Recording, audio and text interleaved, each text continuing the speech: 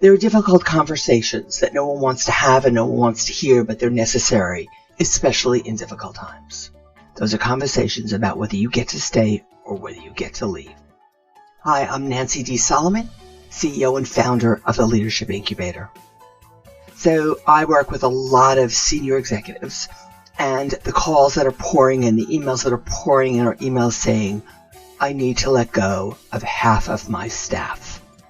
And it's breaking my heart because I don't want to have to do it. Nancy, what should I do? ? Leadership isn't made for the faint of heart.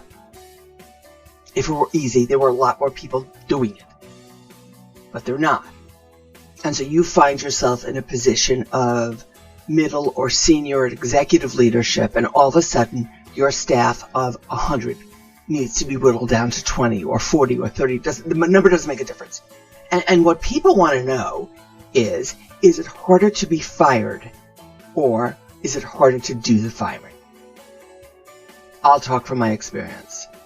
Firing somebody, letting somebody go, furloughing, laying off, you can call it whatever you want, redundancy, stinks.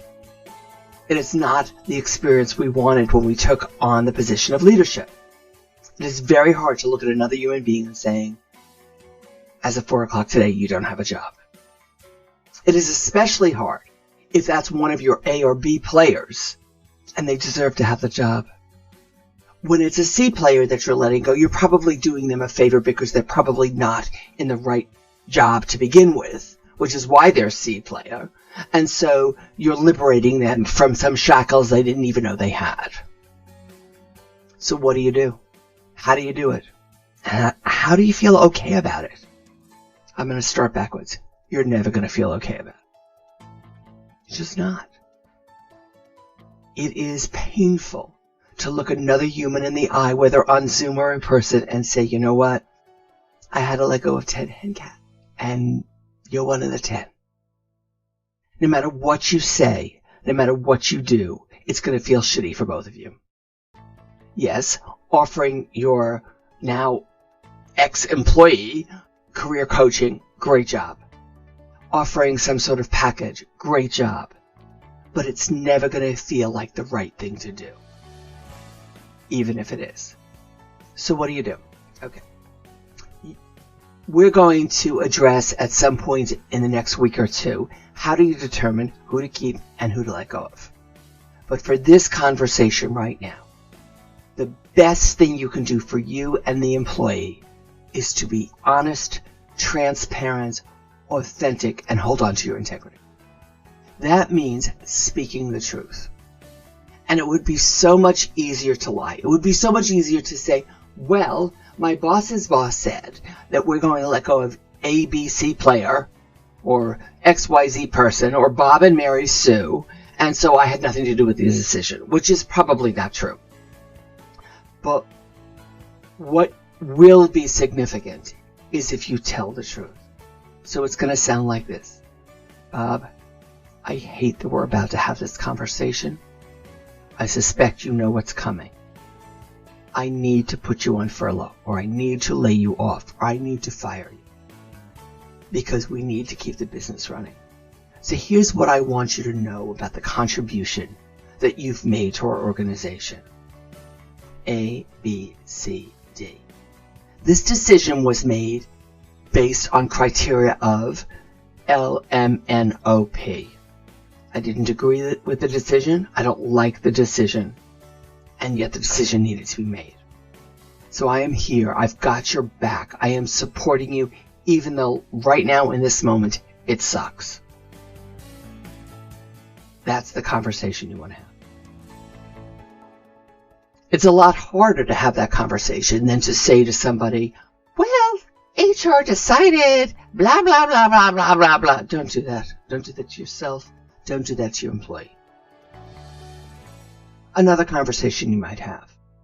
Mary Sue, as you know from your performance reviews, you're not doing the job we need you to do. And so now that it's the time for us to eliminate headcount, get rid of the redundancies, you are on sort of the top of the list of people who are going to be released from their responsibilities. I wish this wasn't true. I wish this wasn't true.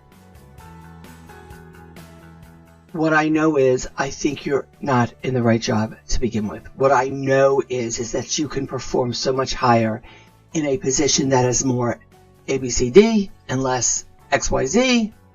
And so we are going to get behind you, and we are going to provide you with the counseling that you need to get where you really belong.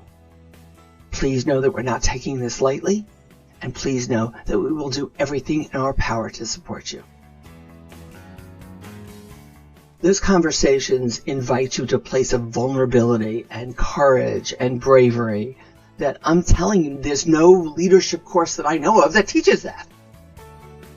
So you need to be human.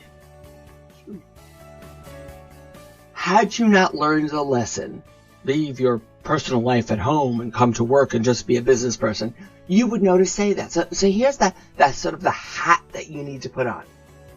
Ask yourself, if this were happening to you, what would you need to hear to be able to process this?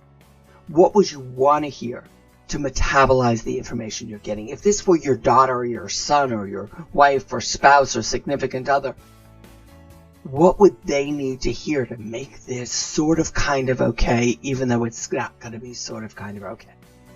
Right? Difficult conversations are called that because they're difficult. Again, you're not going to want to deliver this information, and they're not going to want to hear it. But that doesn't change the outcome and the net. I hope you found this really helpful. My name is Nancy D. Solomon. I am the CEO and founder of the Leadership Incubator. If I can support you in any way, please reach out to me. Call me, text me, email me. And between now and then, know that I am hoping for your success. I wish for you true healing, and that you stay safe, you stay healthy, and so do your friends, family, and loved ones.